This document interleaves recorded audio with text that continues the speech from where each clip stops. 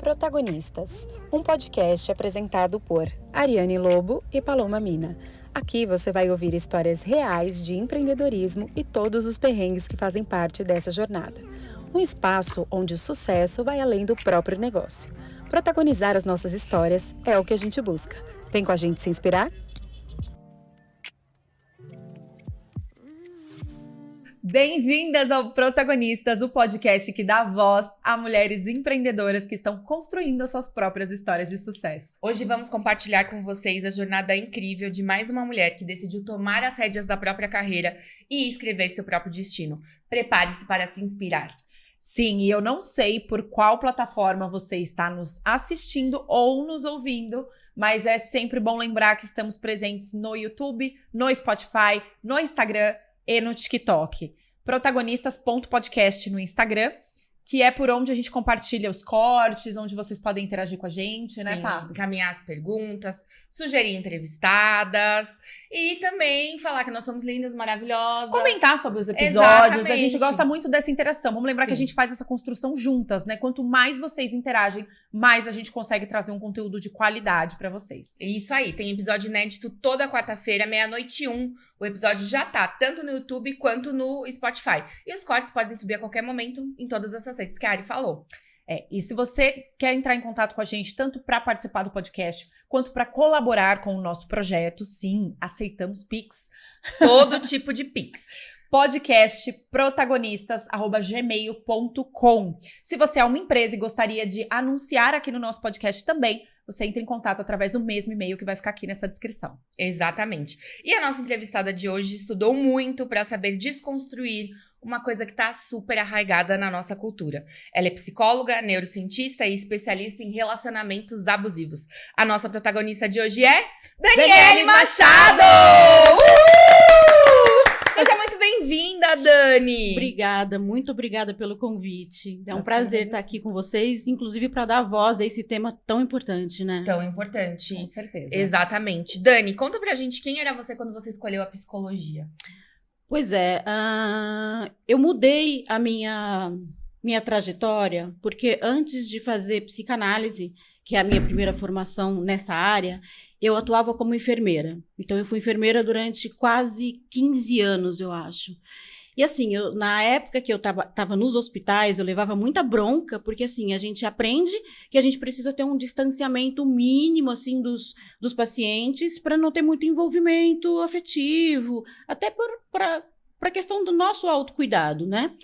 Mas eu vivia levando bronca porque eu estava sempre me envolvendo com os pacientes, querendo saber além da doença. Eu não me conformava com aquela situação de o fulano do leito 2 da patologia tal, o pós-cirúrgico da ortopedia. Então, eu sempre buscava o nome da pessoa, a família, o que aconteceu com a pessoa, e virava e mexia, eu estava recebendo bombons, eu estava recebendo convites para passar os aniversários na casa dos pacientes. Então, era tudo muito ao contrário do que a gente aprendia que tinha que ser. E aí, eu comecei a pensar, de repente eu consigo ajudar mais esses pacientes se eu estiver mais pronta para escutá-los, né? Para oferecer uma escuta ativa. E aí eu pensei em fazer a minha transição de carreira. Foi quando eu fui devagarinho saindo da enfermagem, estudando psicanálise, neurociência do comportamento, que eu fiz essa transição e fui para o outro lado. Né? Hoje eu atendo os pacientes, saí totalmente da enfermagem, coisa que demorou um pouco, porque para a gente fazer uma transição de carreira, a gente precisa primeiro construir para depois sair, para ter uma condição financeira de fazer isso, né? Afinal de contas, eu ganhava como enfermeira. E essa transição foi muito importante para mim, porque foi no processo de transição que eu entendi a importância da escuta ativa, da escuta afetiva, da empatia. Nós temos vários tipos de empatia. A empatia cognitiva, a empatia emocional e a empatia compassiva. E ainda que a gente não consiga sentir o que o outro está sentindo, simplesmente porque a gente não vivenciou aquilo ou nunca passou por aquele processo, a gente pode se utilizar da empatia cognitiva, que é aquela que eu não sinto o que você está sentindo, mas eu consigo imaginar e consigo me colocar no seu lugar de maneira cognitiva, ou seja, pensando sobre como você pode estar se sentindo e te ajudar. E a compassiva, que é aquela que eu nem consigo entender o que você está sentindo, porque eu não passei por essa situação, eu não consigo imaginar como seria, mas tamanha a sua dor, ou tamanho o seu problema, eu me ponho a te ajudar. É aquela empatia que a gente chama de compaixão, né? Então, nesse processo, eu fui percebendo as várias formas de acolhimento. E aí eu fui percebendo que eu acho que a gente mais precisa aprender é aquilo que a gente tenta ensinar. Né? Hoje eu tenho cursos específicos na área de relacionamentos que eu capacito profissionais A gente vai chegar lá. a atender. Isso. Legal, a gente vai se aprofundar mais nessa parte, mas antes é até interessante você falar sobre a questão da transição de carreira, porque é algo que algumas das nossas entrevistadas já passaram aqui. Eu acredito que é uma tendência muito grande, né? Porque há uns anos atrás, quando nós nos formamos, existia aquela regrinha, né? Terminou o colégio, vai fazer uma faculdade, quando muitas vezes a gente nem sabe ao certo o que a gente gostaria de fazer. Então, a gente vai por, como diz? Vai indo. Vai indo. Só vai. Só vai Ativa o modo bumba meu boi e vai aqui, ó. Pra seguir ali um protocolo, né? Vamos dizer assim, seguir ali o que é o comum, né? O que se espera. Mas muitas pessoas, depois de anos até dentro da sua carreira, não se enxergam mais nisso, né? Então, a transição, ela é normal, mas é um processo que durante demanda tempo, demanda dedicação. Demanda paciência. Né? Você fez dupla jornada, você trabalhou como enfermeira e já... Por quanto tempo foi isso? Conta um pouquinho pra gente, até para as pessoas que estão lá do outro lado se identificarem e entenderem como funciona esse processo. Pois é, fiz muito isso. Inclusive, eu saí desse meio, né, da enfermagem onde eu estava, até meio bronqueada com o pessoal, porque, assim, era difícil o pessoal entender que eu já não estava mais 100% na atuação. Nos últimos anos da minha carreira de enfermeira, eu atuei numa empresa que fornecia materiais cirúrgicos para cirurgias aqui do Brasil, né? O material era importado. Então, a gente recebia o treinamento de como utilizar esse material e a gente, então, acompanhava os cirurgiões nos procedimentos cirúrgicos para ajudá-lo no procedimento de como funciona o material, se quebra, se danifica o material, a gente está lá para repor, porque é no intraoperatório, né? Durante a cirurgia. E, assim, era uma loucura, porque as cirurgias começavam às 6 horas da manhã, nas regiões em torno de São Paulo. Eu sou de Campinas, então eu viajava Jundiaí e outras cidades próximas, saía de casa por volta de 4 horas da manhã, 4 e pouco, para estar no hospital 6, para preparar todo o procedimento cirúrgico, para iniciar às 7 da manhã, vamos supor. E quando eu comecei a estudar, eu ainda estava nessa área. Então, eu estava sempre com um livro na mão, ou lendo alguma coisa, então eles percebiam que eu já não estava ali mais 100% no presencial, né? Parecia que eu não estava ali. Então, já vieram algumas reclamações, o pessoal já meio insatisfeito. Eu já cheguei a atender paciente no vestiário de um hospital. Porque de psicologia. Da psicanálise. Eu precisava começar a atender para eu começar a fazer as minhas rendas na psicanálise para eu poder sair da enfermagem, porque tinha boletos para pagar, eu tenho 4 filhos. Então, Caraca, 4 filhos! Maravilhosos. Já pensou, Ariane? Se uma Laura dá já trabalho, demanda bastante. Pensa mais 3. 4. Gêmeos, tá? 2 vezes gêmeos? Primeira vez, não. Eu tenho um homem maravilhoso, Rafael Vanpré, 27 anos, já tá terminando direito na Quantos? USP, 27. Não, gente. Algum momento a gente vai tratar do skincare Essa dessa conta não senhora. tá Porque como assim já tem um filho de 27 anos? Um homem incrível, maravilhoso, amo de paixão, meu orgulho. Os 4 são. E a Pietra, 24 anos, formada, assistente social, concursada, mora em Sorocaba. Beijo, Pi, minha única menina. E depois eu fui ter o terceirinho, né? Terceirinho. Mas boa condução, né? Uma pessoa muito boa na vida, merece prêmio, né? Vieram 2. Nossa. E os meus gêmeos hoje, Matheus e Thiago, beijo, meus amores, 18 anos.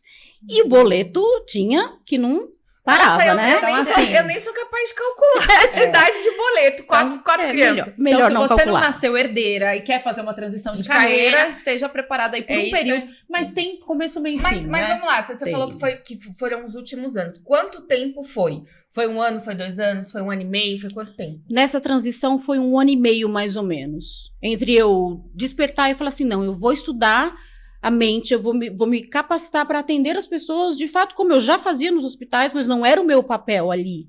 Então, eu vou fazer de fato que este seja o meu papel. Enquanto eu estava estudando, depois de 1 ano e meio que eu falei, eu vou começar a atender.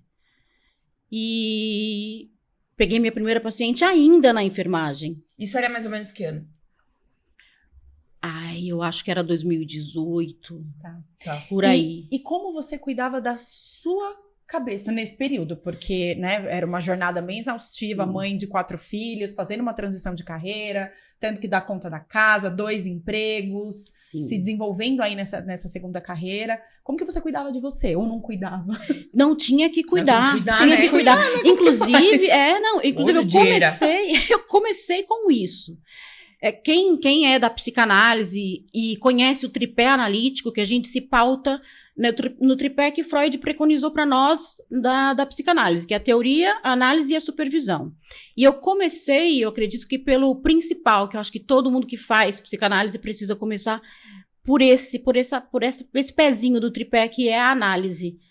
Né? Então, eu comecei a ler e eu encontrei um livro incrível da minha psicanalista que eu amo de paixão, Rosângela Matos, um beijo também, Rosângela. Ela tem um livro chamado Análise que Ninguém Te Conta, né? O papel do analista que ninguém conta pra você como que é. E o livro é incrível. Só que antes dela ser minha analista, eu li esse livro, me apaixonei por ela, falei, ela vai ser minha analista. E fui. E enchi a mulher de direct. Que eu queria ela. Inclusive, um beijo, Karina Pirro, que eu também enchi de direct em um momento da minha vida. Queridíssima, o nosso episódio mais assistido até hoje. Sim. Foi quem indicou a Dani aqui. E é uma mulher que eu também enchi de direct em determinado ponto da minha vida. Um beijo. Foi tipo isso que eu fiz com a Rosângela. Mandei um monte, mandei até que um dia que a mulher falou assim, preciso ver quem que é essa mulher, né? Se tá acontecendo alguma coisa. Não, eu só queria fazer análise com ela. Ponto. Tá bom, Dani, abriu. Ela é lá de Salvador. Abriu um espacinho pra mim. Eu, na época, nem podia pagar o preço que ela cobrava. Eu falei que eu podia pagar R$50. É o que eu posso. Então, além de encher o saco da mulher, ainda não ia pagar bem. Ou seja, foi uma bela de uma cara de pau, foi. mas foi perseverante. Foi, mas uma conseguiu coisa que eu tenho é cara de pau. Isso é bom. Eu tenho uma teoria sobre a cara de pau. Assim, se você nasceu herdeiro, meu amor, você vai precisar fazer uso dessa ferramenta. Vai. E não encare como um traço da sua personalidade, encare como uma ferramenta de prosperidade. Sim. Exatamente. E aí, comecei o meu processo de análise. E foi aí, meninas, que eu descobri de fato quem eu era. Porque o que acontece, né? Quando a gente nasce, é dado para nós um nome. Eu só sei que eu me chamo Daniele porque minha mãe me falou, meu pai me falou, né? Você falou. Todo mundo sabe quem é a partir do que os outros falam. Quando a gente nasce, a gente não sabe nada. Criancinha, a gente vai adquirindo o que a gente chama de personalidade, a gente vai percebendo quem a gente é através do olhar do outro. E que Lacan fala, né? O grande outro. Que pode ser o seu pai e sua mãe, mas pode ser aquele que cuidou de você. Uma tia, uma avó, tem muitas pessoas que são criadas, né, não pelos pais e mães, mas por aqueles que fazem o papel dos pais. E aí a gente chama isso na psicologia de identidade pressuposta. Essa identidade pressuposta é tudo aquilo que eu ouvi sobre mim. Ah, você não gosta de estudar, você não presta atenção, onde você põe a mão, você estraga, ou você escuta como você é inteligente, como você é boazinha, nossa, tudo que você faz é bonito, que lindo, filha, vai, né? E te coloca pra cima. Então, tem duas formas, né? Tem várias, mas trazendo os polos, tem uma forma bacana de você ser incentivado e de você ser olhar para você e entender seus valores e o seu lugar naquela família, e tem aquela forma, aquele outro polo de você só ouvir que você não presta, que você não sabe fazer nada, que você é burra, que você não vai dar nada na vida. A gente sabe que existem pessoas que crescem nesse meio, né? E o ambiente faz a gente.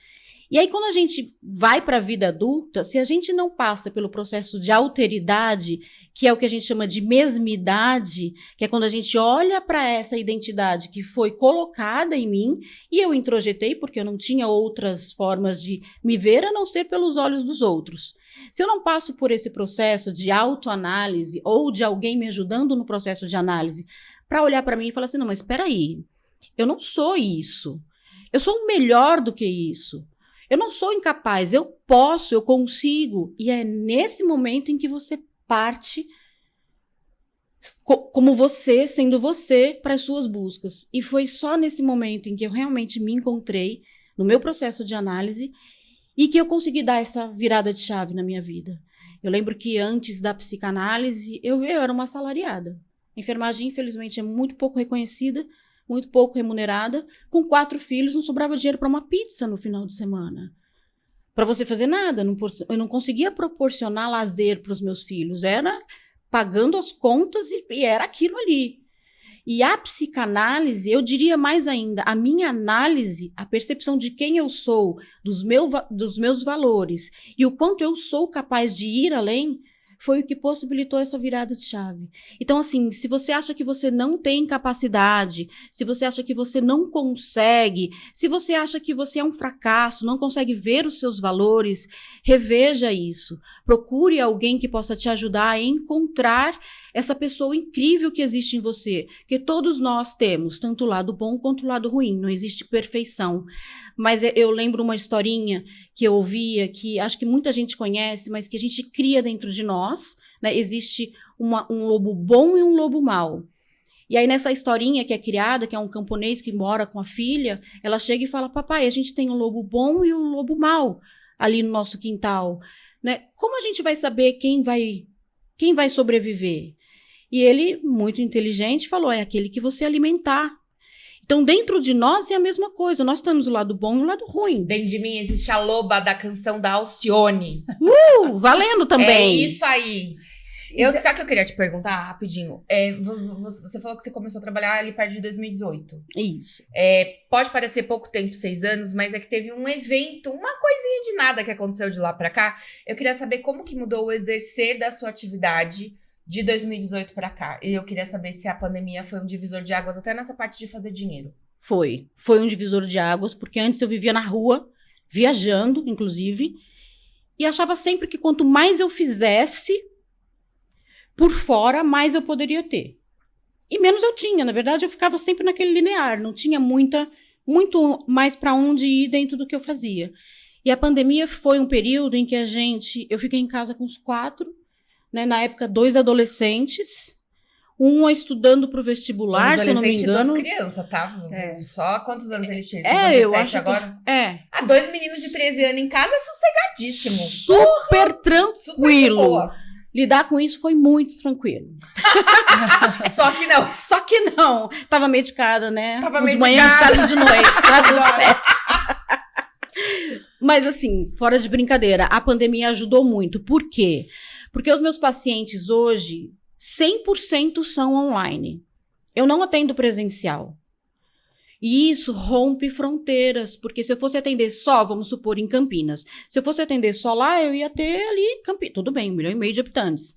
Mas assim, muitos outros profissionais também. A Sandy poderia ser sua paciente. Ai, Sandy, querida, se quiser, pode me ligar, #Daniele. #Daniele Machado. Pode chamar. Se quiser vir aqui no PROT também, Sandy, estamos te aguardando.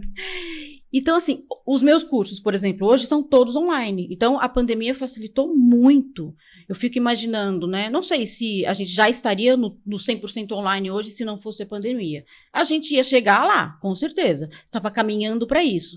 Mas antecipou, o que para mim foi bem providencial. Houve uma aceleração e, inclusive, não só essa questão da transição para online, mas acredito que também uma busca maior por terapia, por autoconhecimento, que muito se falava durante a pandemia, né? Sim. Na verdade, a gente já tinha uma sociedade bastante doente emocionalmente, né? A gente não chama de doente, mas assim, bastante necessitada de terapia. Eu diria que se todo mundo fizesse terapia, se fosse algo tão natural quanto comer, né? Eu não vou dizer quanto praticar exercício físico, porque eu mesmo sou uma negação nesse aspecto, mas está dentro dos pilares. São 6 pilares hoje que a medicina do bem-estar coloca como prioridade, que é uma boa alimentação, atividade física, bons relacionamentos. Sono, importantíssimo. Controle do estresse, que é dificílimo da gente fazer. Né? A gente tem dificuldade de lidar com pequenas coisas. O nosso pavio, a gente não tem pavio mais, né? Começa por aí. A gente não tá com pavio curto, a gente tá sem pavio. Chegou a faísca, já tá na pólvora.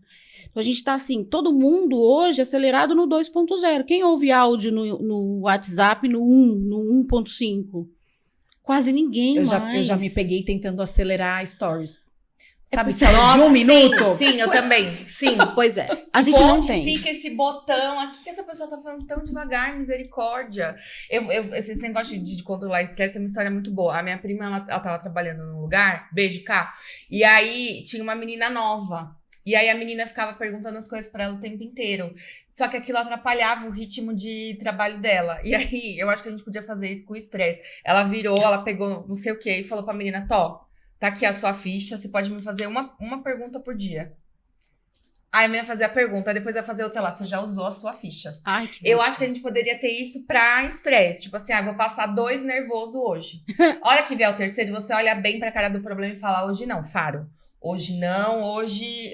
Já bati minha meta. Já bati minha meta, amanhã eu volto e te resolvo. A gente devia ter Pois é. algum controle. limite, algum tipo de controle, pra passar Agora me nervoso, fala uma passar coisa. raiva. Você tem várias especializações, inclusive estudou neurociência. Isso. Você foi estudar neurociência por conta de uma tendência acadêmica ou para conseguir atender melhor, entender melhor os seus pacientes na parte clínica mesmo? Sim, exatamente por isso. Primeiro porque eu sou fascinada pelo nosso cérebro, né? Maravilhoso. É Ou não, né? maravilhoso. Depende, Não, depende, maravilhoso. depende. Maravilhoso. Nosso cérebro é fantástico. E assim, quando eu comecei a perceber que a psicologia e a neurociência andam muito juntas e que para você entender muito do seu estresse, da sua ansiedade, né, dos hormônios, dos neurotransmissores que a gente tem e que fazem funcionar o nosso cérebro, que estão completamente ligados com as nossas emoções, eu falei, bom, daqui a pouquinho, eu acho que não um futuro muito longe, a neurociência e a psicanálise vão se fundir, né? Todo o psicólogo, todo o psicanalista, todo o terapeuta que está ali para escutar as pessoas vai ter que entender um pouco do cérebro, porque isso possibilita a gente conseguir um autocontrole. Então, assim, quando a gente fala, por exemplo, quando a gente fala de ansiedade, a maioria das pessoas acha balela essa questão de controla a respiração. Calma, respira fundo. A maioria das pessoas fala, isso é bobagem. Não é.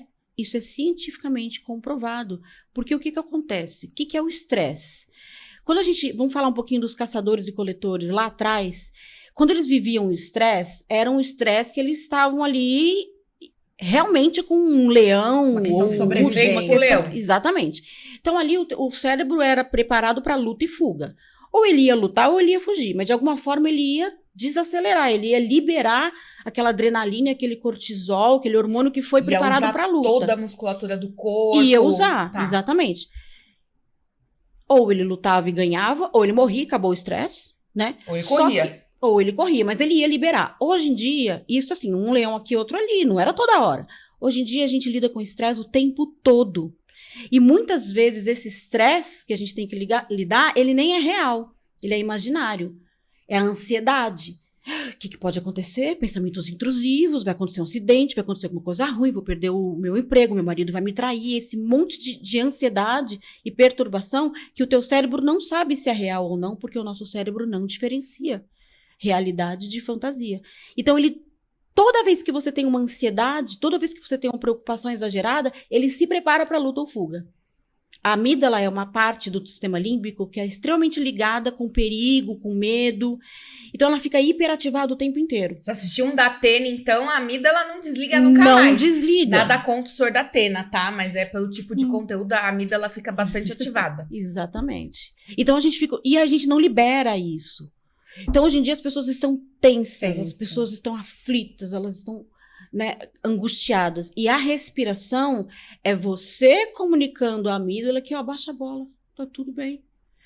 A gente pensa que não faz efeito, mas faz, porque quando eu ativo o meu sistema parasimpático, que é, ou seja, é exatamente isso. O simpático é aquele que vai produzir aquele hormônio todo e preparar para lutar e fugir, vai aumentar a minha pupila para expandir o meu campo visual, vai aumentar a minha frequência cardíaca para mandar sangue para os músculos, para preparar para luta ou fuga.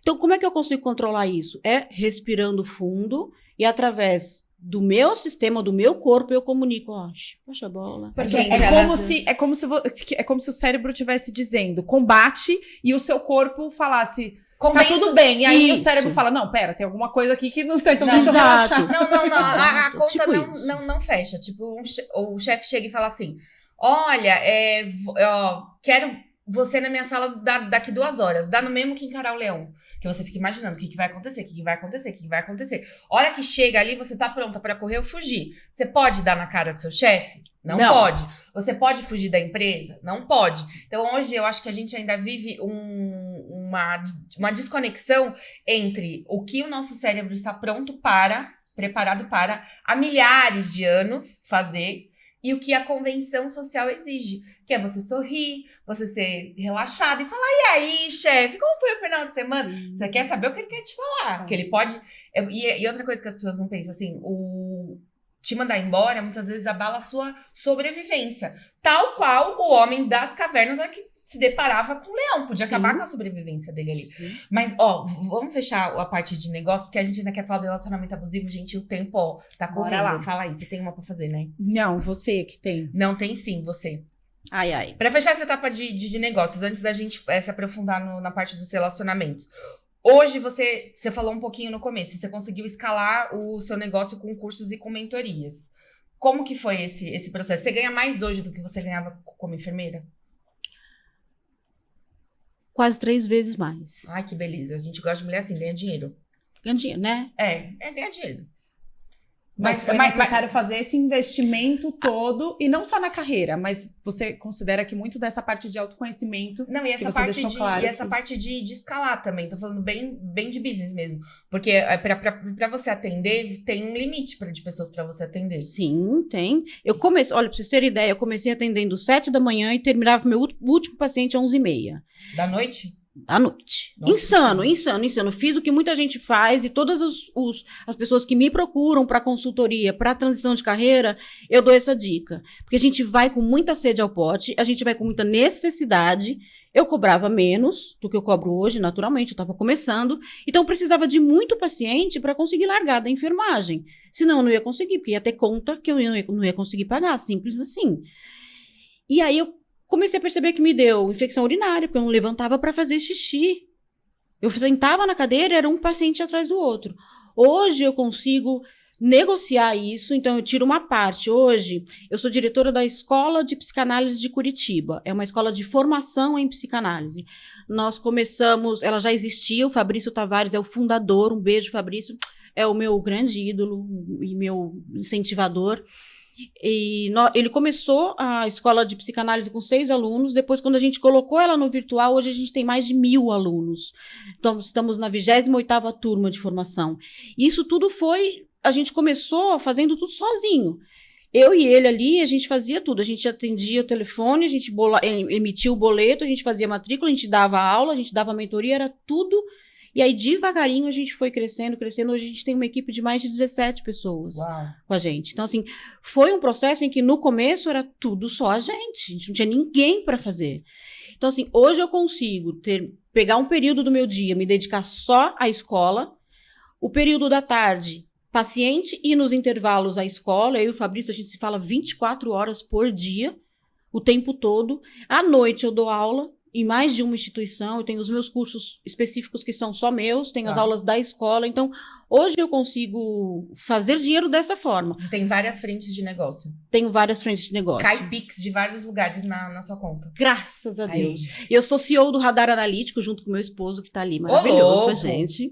Nós temos uma empresa de desenvolvimento pessoal chamada Radar Analítico.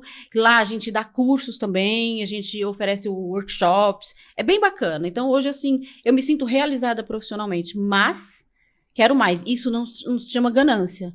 Isso se chama não querer voltar mais para onde eu estava. E evoluir, né? E evoluir. E só uma coisinha. E te deu uma dorzinha no coração na hora de aumentar a consulta? Que você falou que você cobrava bem menos. Sim. Em que momento que foi? Porque dar valor pro próprio trabalho é um desafio de muitas empreendedoras. E essa coisa eu tô começando, eu cobro pouco. Até que momento é esse eu tô começando? E até que momento você falou assim, não posso mais cobrar tão pouco? Excelente pergunta. Eu comecei cobrando pouquinho, porque eu tinha apenas a minha formação em psicanálise. Quando eu vi que aquilo, eu tenho muita sede por conhecimento, e quando eu vi que aquilo, não que fosse pouco, mas que para mim não era o bastante, eu comecei a procurar mais cursos. E esses cursos custam muito dinheiro. Então, era o meu tempo, era o meu investimento financeiro. Automaticamente, eu passei os números para o lado de lá. Aquilo que eu estou investindo aqui, de tempo e de dinheiro, eu preciso colocar. Por quê? Porque eu estou me capacitando. Então, eu sei o quanto eu posso entregar para o meu paciente, porque eu sei o quanto eu estudei para isso, eu sei o quanto eu me preparei para isso, eu sei o quanto eu consigo, dentro de uma sessão de psicanálise, fazer a diferença na vida da pessoa. Mesmo sabendo, assim, que muito vai do que o outro tem disponibilidade de entregar, né? Mas eu sei do que eu consigo fazer ele enxergar, como eu enxerguei lá atrás com a Rosângela. Então, acho que esse processo vai fazendo com que a gente sinta que sim, pode colocar um valor justo, não é um valor absurdo, mas um valor justo. Eu acho que é muito exatamente isso. Você vai se sentindo cada vez mais capacitada e aumentando, respectivamente, né, o valor condizente com aquele aprendizado que você está absorvendo cada vez mais, condizente com a sua experiência. Sim. Né? Muitas pessoas autônomas têm dificuldade de calcular o valor do preço. Né?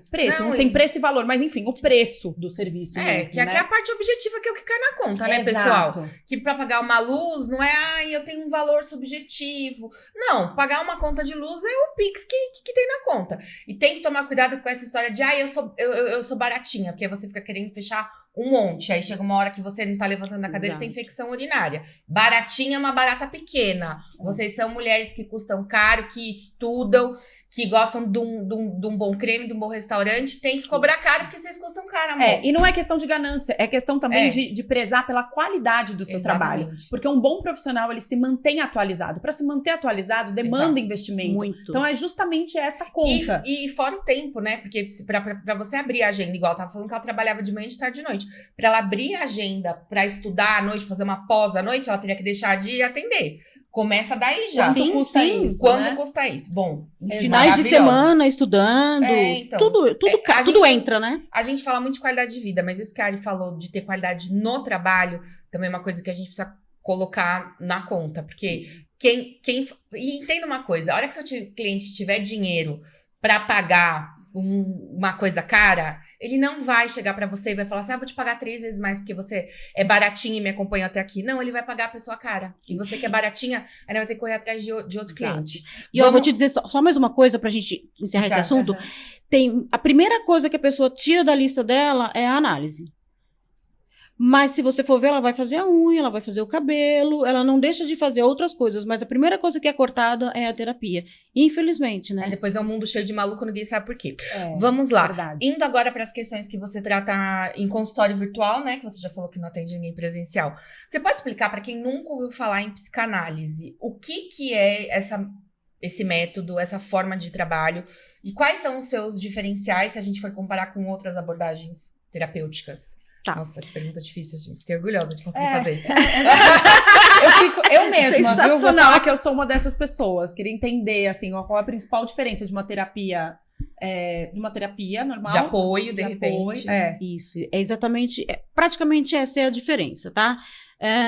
Na psicologia, no cognitivo comportamental, vamos colocar essa abordagem, que é uma das abordagens da psicologia, a gente vai lidar mais com aquilo que está acontecendo naquele momento. A gente não vai se importar muito ou buscar muito a infância da criança, a criação do indivíduo, né? A criação, como é o pai, como é a mãe. A gente vai lidar com aquela questão que ele vai trazer. Por exemplo, eu tô com um problema no meu relacionamento. A gente não vai ficar buscando o que é relacionamento para você, como você entendeu lá atrás, e buscando aquilo que pode estar no inconsciente dele, que é o foco da psicanálise. A psicanálise tem o foco de buscar aquilo que está no seu inconsciente, aquilo que você sofreu ali atrás, que possa ter causado em você um forte impacto emocional, mas que pela própria defesa, o seu ego, o seu cérebro engavetou, né, que a gente chama do conteúdo recalcado. Ele deixou ali e você não consegue se lembrar, mas isso ainda pulsa, isso ainda de alguma forma pede para sair. E aí você muitas vezes fala, poxa, por que eu tenho esse comportamento? Eu penso diferente, mas eu ajo assim. O que que me move? Por que que muitas vezes eu tenho esse pensamento sobre mim, mas eu sei que eu não sou? Mas a gente não consegue superar isso, porque tem alguma coisa lá atrás, porque existe uma percepção sobre si que ficou recalcada, e a psicanálise busca isso que ficou recalcado. É um pouco mais, não vou dizer que é um pouco mais profundo, porque a psicoterapia também né? Vai depender do quanto você vai mergulhar, né? Do quanto você vai abordar as questões dessa pessoa. Na psicologia, por exemplo, a gente tem alta na terapia cognitivo-comportamental. Resolvemos esse problema, você reatou com seu marido, ou você se separou e você tá bem, então de repente agora tá tudo bem, você pode, né, tá de alta. Aí você volta se de repente você tiver um outro problema. Na psicanálise a gente não trabalha com alta. Por quê? Porque enquanto você tá vivendo, você tá produzindo questões. Enquanto você tá passando por situações difíceis, você tá trazendo coisas lá de trás. Porque é aquilo que te move, é aquilo que faz você se comportar assim ou assado, que muitas vezes você não consegue entender. Entendi. E eu vou fazer 2 perguntas em uma. Eu quero perguntar como você integra a neurociência com a psicanálise no atendimento dos seus pacientes. Mas eu quero perguntar assim, como funciona a sessão? Você faz as suas sessões online, né? Porque a ideia que a gente tem da psicanálise é aquela coisa de sentar no divã e aí Sim. fica o psicanalista parado e você fica lá falando. Não tem o que falar, já ouvi dizer, né? Se você não tiver o que falar, você vai ficar lá parado sem falar nada, mas ele não fala, ele fica só Você paga por... Você nunca fez, né? Não. Nossa, paga por sessão, amiga. A hora que você pega, a primeira vez que você não falou nada e você pagou, você fala rapidinho. Mas você dá Paga um pelo direcionamento. silêncio? Vou pagar pra ficar quieta. Não, mas vamos supor, é minha primeira sessão. Vai Ai, ter algum adorei. tipo de análise antes, um questionário, alguma coisa, ou vou sentar e você vai falar, fala. Não, assim, isso vai muito de cada profissional, tá? Que os meus alunos da EPC, que é uma escola de formação em psicanálise, não tomem isso como uma extensão para eles, porque eu utilizo outras abordagens na minha clínica, né? Porque eu fui atrás disso, agreguei isso nos meus conhecimentos e utilizo, mas na psicanálise a gente não mistura abordagens, tá? Então, no primeiro momento, eu sempre convido a pessoa a uma entrevista.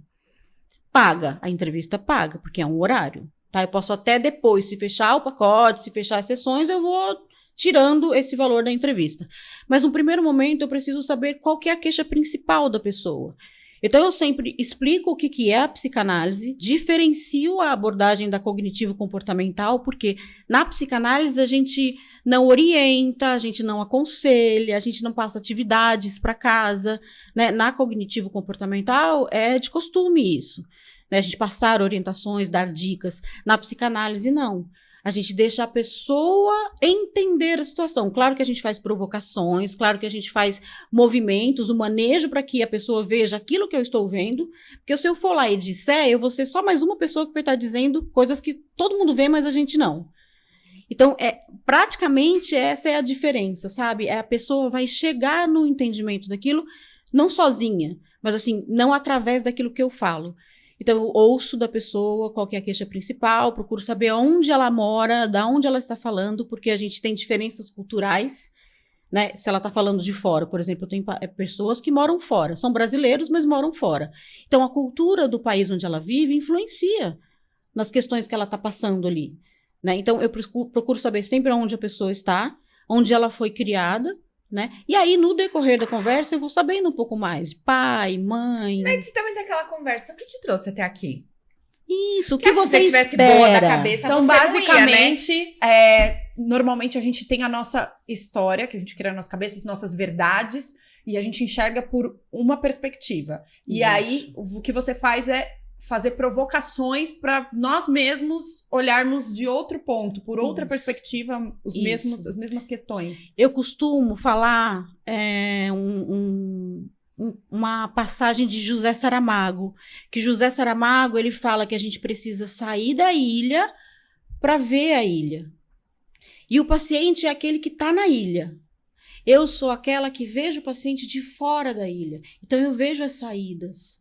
eu vejo os perigos, mas eu não vou sinalizar. Ó, aqui você não pode, Acho ali isso tem uma um leão. sacanagem, né? Não, Não, isso... eu vou falar Sabe que que eu pessoas vou- fazem deixa eu te psicanálise, não, há bastante tempo. Que às vezes, os psicólogos já sacou, ó. Mas E sabe o que ali que ele é? fica vendo, de novo, né, Paloma, esse problema, né? E você fica, nossa, ela já sacou como que sai. Não que a Karina faça isso, tá? Que é a minha analista hoje, maravilhosa. Mas é uma coisa de você ficar vendo. É igual criança que quer montar um brinquedo. Isso. E você vê que ela não tá conseguindo por conta de um detalhe, mas você fala, não, vai aprender a fazer Isso. sozinha hoje. Tipo isso. É tipo isso. Sabe por quê? Porque se eu falar, ou se o analista falar, você não vai aprender. Se eu andar pela criança que tá precisando andar, ela vai aprender a andar? Não vai. Ela não vai. Vocês que vão se analisar isso aí, tá? Então, o que a gente faz é fortalecer as pernas para que o paciente consiga, com as próprias pernas, chegar aonde. E quando a gente consegue sozinho, mérito é nosso. É. Vitória é nossa. E deixa eu te perguntar, a gente nunca teve tanta ferramenta terapêutica disponível, acho que a gente nunca teve um contingente de pessoas que se dedicam a entender a cabeça dos outros e ajudar as pessoas a entenderem a própria cabeça, e ao mesmo tempo a gente nunca falou tanto de relacionamento.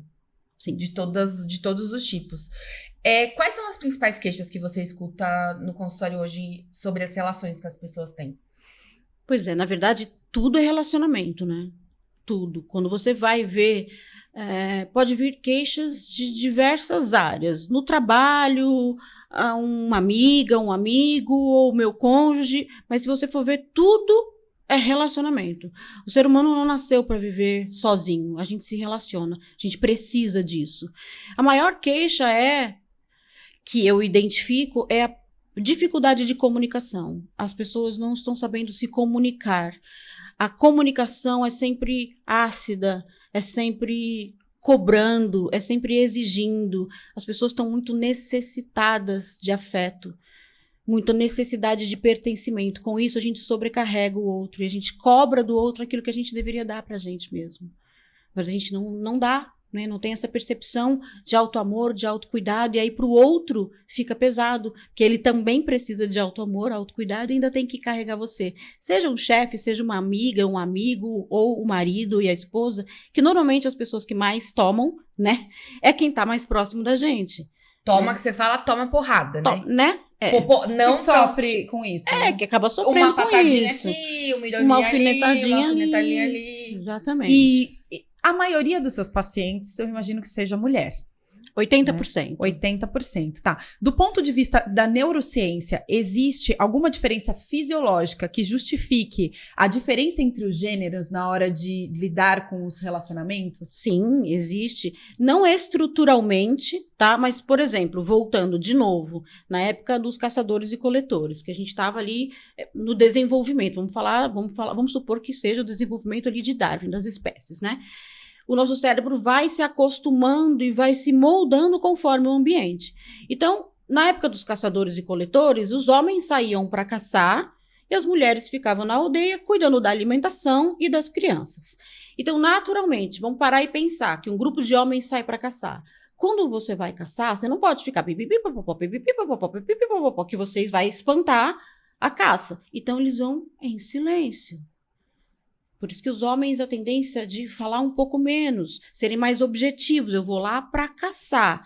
Então, eu vou lá só para isso. Não dá para eu passar no meio da floresta, olhar uma florzinha e falar, ai, que florzinha linda. E aí o leão já pega. Então, eles são objetivos. Eles têm uma noção espacial e geográfica mais aguçada que a da mulher. E mais limitada, não sabem fazer várias coisas ao mesmo Ah, não, tempo. dentro de casa, realmente. Ela Dentro de tá casa, falando- realmente. ela Tô tá falando falando da de- rua, na rua. Ela está, Ariane, ela está, o que eu tô percebendo, ela está destacando as qualidades de cada parte, né? Tô Então tentando. vamos lá, a gente vai chegar lá.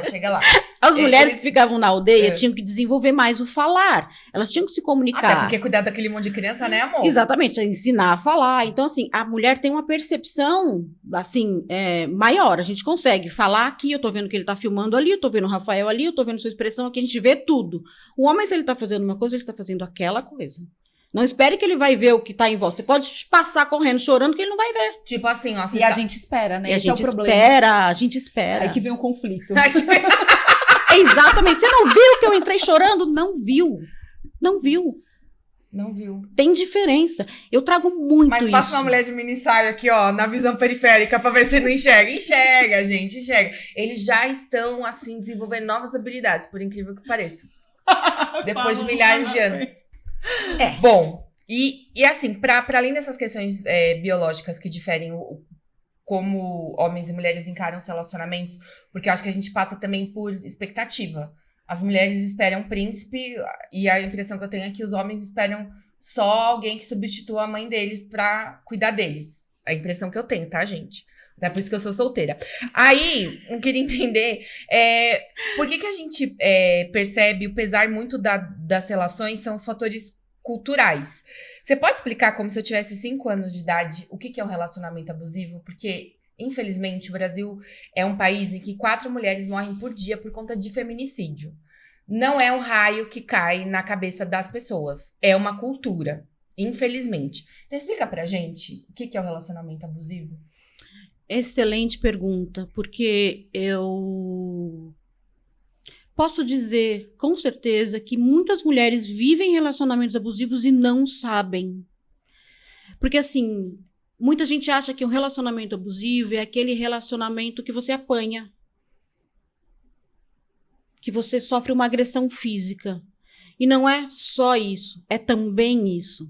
Na Lei Maria da Penha, nós temos 5 tipos de violência doméstica. A violência física, sexual, moral, a violência patrimonial e a violência psicológica, que é uma das que mais pega e é que faz com que a pessoa não perceba todas as outras.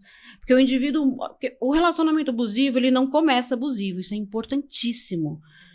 E se ele já começasse te batendo, te maltratando, você não ficaria. Você cai fora, você não é idiota, tá? Sempre vou lembrar, se você tá passando por isso, você não é burra, você caiu numa armadilha. Então fala pra gente alguns sinais Sim. de relacionamento, possível relacionamento abusivo, pra gente, que a mulher deve ligar um alerta quando acontece. Eu sempre pergunto, eu sempre falo, você tem participação ativa nessa relação? Ou seja, você tem a liberdade de falar, eu quero ir na casa da minha mãe hoje, eu quero fazer uma academia, eu gosto do meu trabalho, eu vou continuar trabalhando. Você tem uma participação ativa e você é respeitada por ser quem você é. Se essa resposta já for não, já o sinal está hiper alerta. Porque assim, se você não pode ser quem você é, ou quem você já era antes da relação, alguma coisa está errada. Você está se anulando. Você se sente respeitada na sua relação, ou seja, os seus desejos, o jeito que você se veste, a comida que você faz, tem respeito dentro de casa? Ainda que você não seja uma exímia cozinheira, aquilo que você faz é acatado com amor? Você se sente validada nessa relação? Se todas essas respostas forem não, há uma chance muito grande de você estar vivendo um relacionamento abusivo. E no começo de um relacionamento, muitas vezes essas atitudes vêm veladas, né? Totalmente. Então, vamos supor, não vai ser aquela coisa de, não, você não vai à academia. Vai ser, amor, não gostaria que você usasse essa roupa pra ir pra academia, porque vai ficar todo mundo te olhando. E aí a mulher toda boba fica na cabeça dela, ai, nossa, ele tá com ciúminho, aquele ciúminho gostoso, ai, sabe? Exatamente. Né? Ah, não, essa ele é tá a questão comigo, mas não, né? São 4 fases, tá? Que geralmente segue um relacionamento abusivo. Isso não sou eu, Daniele Machado, que está falando. Isso é um estudo em cima de vários homens que se comportaram de maneira abusiva. Lembrando, né, antes que a gente receba críticas aqui, existem também mulheres abusivas, existem homens que passam por relacionamentos abusivos, sim, embora a estatística seja muito menor, mas existe, a gente não pode esquecer. Existem pessoas que ganham na Mega Sena, não conheço nenhuma, né? Não, mas existem. Eu tô atendo um paciente que sofreu um relacionamento abusivo por 19 anos. E eu supervisiono casos de pacientes, assim, que eles falam menos. Eu acho que sofrem menos também, não, o número não é igual, a quantidade de mulheres que sofrem relacionamento abusivo, até pela nossa cultura, é maior, mas não é por ele ser menor que a gente não deve validar. Então, só lembrando aqui, a gente sempre usa o termo ele ou ela para ficar mais fácil o entendimento, mas isso pode ser em qualquer situação, tá? Perfeito. Então, são 4 as fases. A primeira é que a gente chama de love bomb ou lua de mel. Então, pela palavra pela frase a gente já consegue, né? É aquela fase onde o indivíduo se mostra simplesmente perfeito. Por quê? Porque ele tá estudando você. Ele tá vendo quem são suas amigas, então ele vai se aproximar dos seus amigos, ele vai ser um querido com todo mundo. Você vai contar pra ele coisas íntimas, né, que você não se entende muito com a sua irmã, que seus pais defendem muito ela, ele vai sempre tomando o seu partido. Ela conta que adora o pai, ele vai lá, se aproxima do pai, vira amigão do pai. Então, assim, ele vai se mostrando uma pessoa simplesmente incrível. E você acha realmente que você achou o cara da sua vida. Perfeito. E ele realmente é. Então, tudo aquilo que no começo parece ser ciúmes, como você muito bem citou, cuidado, não, só quero saber se você chegou bem, manda um vídeo pra eu saber que você tá em casa, eu tô com saudade, manda uma foto, avisa quando, não, eu vou te buscar, vou te levar. É tudo mascarado de um controle, porque o que o abusador quer é controlar, ele quer poder e controle. Passar dessa fase onde ele já conseguiu te conquistar, onde você tá totalmente na dele, vem a segunda fase, que é a fase do isolamento. O que é o isolamento? É aquilo, como você falou, ai, amor, não sei, você já percebeu que aquela sua amiga tem inveja da nossa relação? Prefiro que você não saia com ela. Nós dois somos mais importantes, a gente se basta, só nós dois, não vamos não com a galera, vamos ficar só eu e você. E aí você vai devagarinho se afastando da amiga, ele fala assim, você tem um corpo perfeito, não precisa de atividade física, eu compro um step aqui, você fica em casa, ela sai da academia, ele vai começando a colocar empecilhos, ai, realmente, sua mãe só liga pra sua irmã, não vamos lá não. Daqui a pouco você tá afastada de todo mundo. Ele fala, esse emprego não te merece. Você merece coisa melhor. Sai desse emprego, depois a gente acha outra coisa. Ou, quando o cara tem uma empresa, ele fala, vem trabalhar comigo. Trabalhar comigo. Você não tem salário, você fica dependente financeiramente, é outra porta aberta para um relacionamento abusivo. É você deixar sua independência de lado e passar a depender desse indivíduo. E aí, no isolamento, quando você tá sem rede de apoio, sem amigos, totalmente dependente dele, porque você já saiu do trabalho, você não conversa mais com as pessoas, aí vem a pior fase, que é a fase da depreciação. Aí começa. Nossa, mas você andou dando uma engordadinha, né? Ah, tô brincando, tô falando pro seu bem. Que a gente chama de nagging, que é aquela cutucada. Ele começa a fazer bullying. É. Ah, que legal, né? Exatamente. A quinta série nunca acaba. Não, quinta série vai entrar, vai ficar esse cara pra sempre. Então ele vai começar a te dar pequenas alfinetadas. Você já cozinhou melhor, hein? Hoje eu vou comer fora porque essa comida tá insustentável. E aí você fica começando a achar que a culpa é sua. Ele entra num processo de fazer você se sentir tão mal que você já não sai mais de casa. Então você já não tá mais arrumando o cabelo, você já não faz a unha, você tá em casa mesmo, né?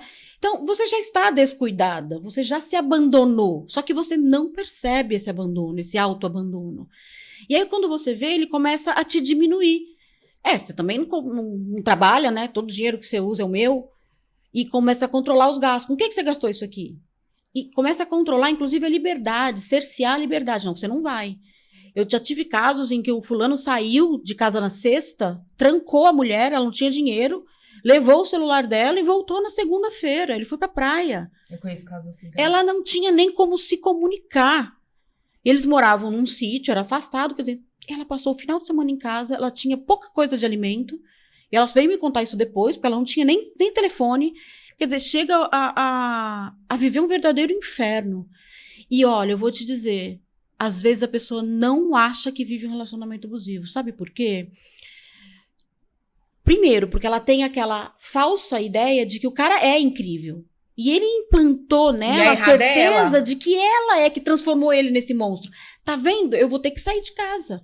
Porque com você não dá mais. É por isso que eu tenho outras. Ele tem outras. Ele não faz questão de esconder que tem outras. Ainda fala, mas claro que eu tenho. Olha pra você.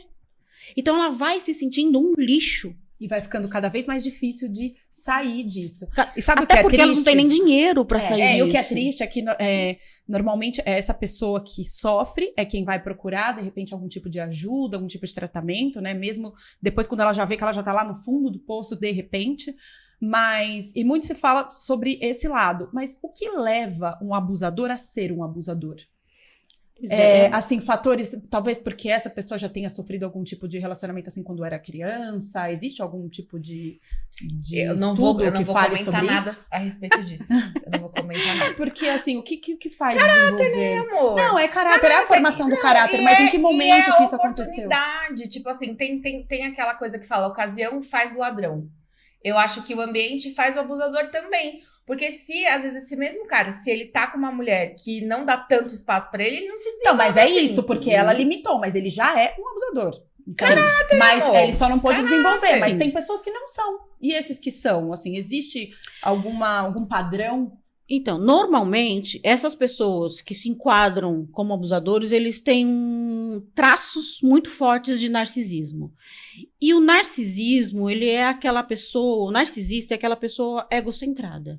Então, ele tem uma percepção egóica extremamente exacerbada. Que tudo é sobre ele. Tudo é pra ele e sobre ele. Então, eu posso mais, eu tenho mais, eu mereço mais. É o tipo de pessoa que vai num restaurante e ele não quer ser atendido pelo garçom. Ele quer a melhor mesa e ele quer o maître. Ele vai num estacionamento, ele trata mal o manobrista. Ele não cumprimenta as pessoas que ele julga estarem abaixo dele. Então, ele é aquela pessoa que ele quer sempre no ambiente estar próximo dos tops, né? Eu quero o gerente, eu quero o dono, eu quero o CEO, porque eles acham que são merecedores disso. É uma percepção, realmente, eles se acham mais importantes. E acham que, e o que eles precisam, eles têm uma necessidade de admiração. Então, eles querem ser admirados. E eu Pra acho isso que eles reduzem o outro. mas O tempo todo. Mas só um passinho pra trás. Eu conheço inúmeros casos que o cara é um monstro dentro de casa e é o amigão Mas na sempre, rua. todos os casos. Ele é o genro mais legal. Ele tem... Os amigos adoram ele. Tanto que quando você fala assim, nossa, você sabe que o fulano tá sendo processado por Maria da Penha? Imagina, fulano é parça, fulano é gente Ô, boa. Paloma, Vai você apanhar do fulano. Mas é exatamente por isso que é difícil sair de uma relação. Exatamente. Porque quando a mulher começa que ela tá isolada, ela já não conversa mais com mãe, com amigas, ela já tá isolada. Ela não sabe nem por onde começar a pedir ajuda. Muitas vezes chegam pacientes pra mim na clínica e elas não acham que estão vivendo relacionamentos abusivos. Elas chegam depressivas. Elas chegam, assim, apáticas. Elas chegam simplesmente ocas. Mas elas não conseguem identificar que é por isso. Conforme a gente vai conversando, que ela vai percebendo que ela se tornou assim por conta de um relacionamento abusivo. Aí que ela vai buscar forças para sair desse relacionamento, mas ela precisa de ajuda. Uma, para entender que vive um relacionamento abusivo. Duas, ela precisa de rede de apoio para sair. E quando cai essa ficha, quais são os primeiros sinais, assim? Quais são os primeiros passos pra pessoa sair desse buraco? Porque é um buraco, tá, gente? um buraco. Porque, como ela tá explicando, você vai ficando sem dinheiro, você fica sem amigo, você fica descuidada, você vai ficando totalmente numa situação de vulnerabilidade em todas as áreas da sua vida. Então, antes de você sair desse buraco, você precisa... É como se fosse uma aula de musculação. Você precisa fortalecer a musculatura. Sem E dúvida. quais são os primeiros passos pra você romper esse ciclo? O primeiro movimento é de psicoeducação.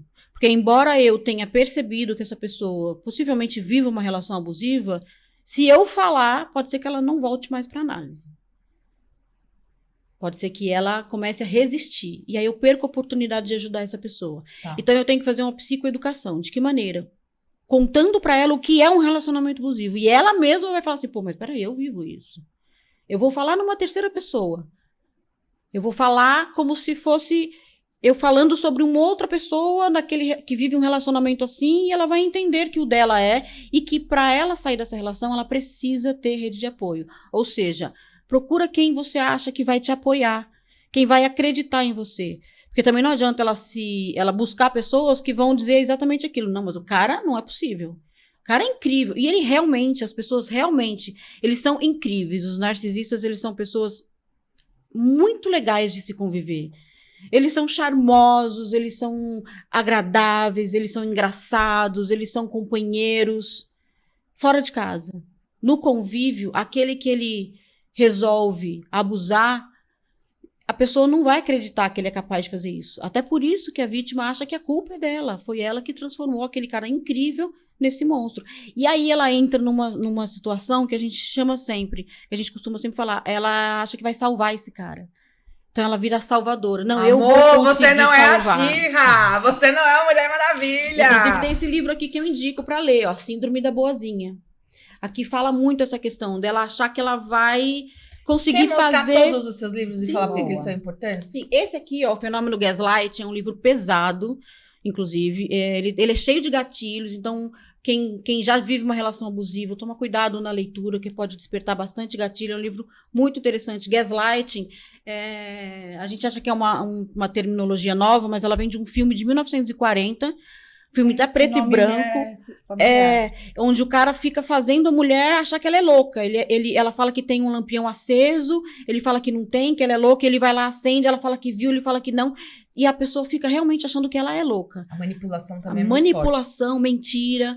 Esse do Síndrome da Boazinha, que é pra pessoa ver o quanto ela veste essa roupagem de a boazinha, achando que vai salvar a relação. Ai, eu vou salvar do vício, eu vou salvar do alcoolismo, eu vou salvar do jogo, eu vou salvar da vagabundagem, fazer só me trabalhar. Você não E não vai, salva. você só vai se acabar, querida. Não salva, não salva. Ela só se desgasta ainda mais. Porque ele é assim e vai continuar sendo. Mas se essa mulher não buscar ajuda de pessoas que possam ajudá-la a sair, e isso eu digo assim, de questão material, olha, eu vou pagar um Uber pra você vir pra cá, né, eu vou te acolher, e tem que tomar todo um cuidado. Não adianta só a gente falar assim, olha, se ele te bateu, denuncia. Não, porque isso é um perigo. Ela precisa, quando for fazer a denúncia, estar preparada para fazer uma denúncia da forma certa, onde o boletim de ocorrência pode dar a ela uma medida protetiva, ela tem que ir à casa de atendimento à mulher, numa delegacia específica, ela já tem que fazer isso já sabendo para onde ela vai depois, que ela não pode voltar para casa, e é nesse momento que acontecem a maioria dos feminicídios, depois de uma denúncia, depois de uma saída de casa, vou para casa da minha mãe, vou te largar, ele vai lá, convence, ela volta e ele mata. Então, assim, eu tenho uma parceira, é a Viviane Dias, ela é investigadora de homicídio há 12 anos da Polícia Civil. Você dá o contato pra ela vir aqui? Opa, Vivi é incrível, Vivi um beijo incrível. Ela tá sempre comigo nessa parceria, em todos os cursos ela deu depoimento, foi minha aluna no curso de psicanálise, no curso de relacionamentos, a gente tá sempre juntas. Então, quando vem uma situação, assim, bem perigosa, que já passei por situação assim também da pessoa me ligar no carro, falando que ele estava correndo numa estrada e ia atacar o carro pela ponte para matar os dois, porque se não fosse ficar com ele, não ficaria com ninguém. Então são situações que a gente precisa, de repente, saber de que maneira ajudar essa pessoa. Não, pera, mas você não vai contar isso, vai parar por aí. O que você fez? Como você não tem muito o que conduziu fazer, isso? né, Não, velho? não tem, mas é realmente uma situação muito delicada. Muito delicada. Né? Então a gente tem que tomar muito cuidado, porque às vezes um movimento errado nosso de orientação para essa pessoa, ela pode correr um risco de vida. Então a gente tem que preparar todo o movimento antes. E até pra isso, dinheiro é bom. A gente sempre fala aqui que dinheiro na mão da mulher é liberdade. Total. Só quem passou pela situação de uma amiga ligar e falar assim, ele está me batendo, você que falar assim, reza, porque você não tinha dinheiro do Uber, você não tinha uma condição de falar, vem aqui, fica aqui comigo, porque eu tenho dinheiro para pagar as minhas contas e as suas. Se você nunca passou por isso, que você continue sem passar. Porque quando acontece, é de uma impotência, assim, surreal. É das piores coisas que podem acontecer. E aí falta um livro aqui ainda. Falta o Relações Destrutivas, que fala também sobre relacionamento abusivo, relacionamento tóxico, uma coisa bem interessante para falar. As pessoas sempre têm dificuldade de diferenciar um relacionamento tóxico de um abusivo. Começa que, uma coisa bem importante, tá? Não é porque você brigou com seu marido, ele te empurrou ou cometeu uma agressão ali, que esse relacionamento é abusivo. É um abuso, é uma agressão, vale uma denúncia e vale uma punição. Mas o relacionamento abusivo é quando isso acontece de maneira estendida, quando acontece todas essas fases que eu falei. E o tóxico? O tóxico é quando um tira o pior do outro. O tóxico é quando ele bate e você revida. Ele tá com o celular na parede, você joga o dele pela janela. Ele fura o pneu do seu carro, você risca o carro dele. Os dois são abusivos. É um relacionamento onde um tira o pior do outro. Não há oscilação de poder no relacionamento abusivo. Um sempre está no poder e o outro é sempre a vítima. No tóxico, há oscilação de poder. Uma hora eu dou na cara, outra hora eu levo na cara. Uma hora eu traio, outra hora ele trai.